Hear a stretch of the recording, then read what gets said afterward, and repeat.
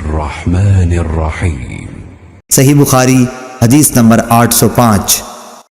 علی بن عبداللہ مدینی نے بیان کیا، کہا کہ ہم سے سفیان بن عیینہ نے بار بار زہری سے یہ بیان کیا کہ انہوں نے کہا کہ میں نے انس بن مالک رحمۃ اللہ علیہ کو یہ کہتے ہوئے سنا کہ رسول اللہ صلی اللہ علیہ وسلم گھوڑے سے زمین پر گر گئے۔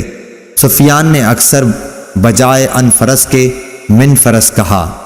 گرنے سے آپ کا دایاں پہلو زخمی ہو گیا تو ہم آپ کی خدمت میں عیادت کی غرض سے حاضر ہوئے۔ اتنے میں نماز کا وقت ہو گیا اور آپ نے ہمیں بیٹھ کر نماز پڑھائی، ہم بھی بیٹھ گئے۔ سفیان نے ایک مرتبہ کہا کہ ہم نے بھی بیٹھ کر نماز پڑھی۔ جب آپ نماز سے فارغ ہو گئے تو فرمایا کہ امام اس لیے ہے کہ اس کی اقتدا کی جائے، اس لیے جب وہ تکبیر کہے تو تم بھی تکبیر کہو، جب رکوع کرے تو تم بھی رکوع کرو، جب سر اٹھائے تو تم بھی سر اٹھاؤ، اور جب وہ سمع اللہ لمن حمدہ کہے تو تم ربنا ولک الحمد کہو، اور جب سجدہ کرے تو تم بھی سجدہ کرو۔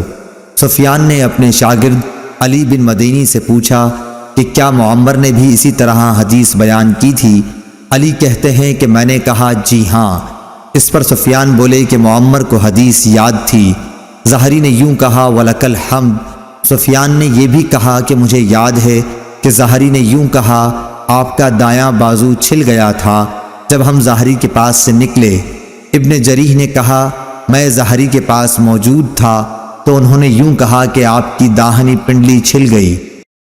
اللهم صل على محمد وعلى آل محمد كما صليت على إبراهيم وعلى آل إبراهيم إنك حميد مجيد اللهم بارك على محمد وعلى آل محمد كما باركت على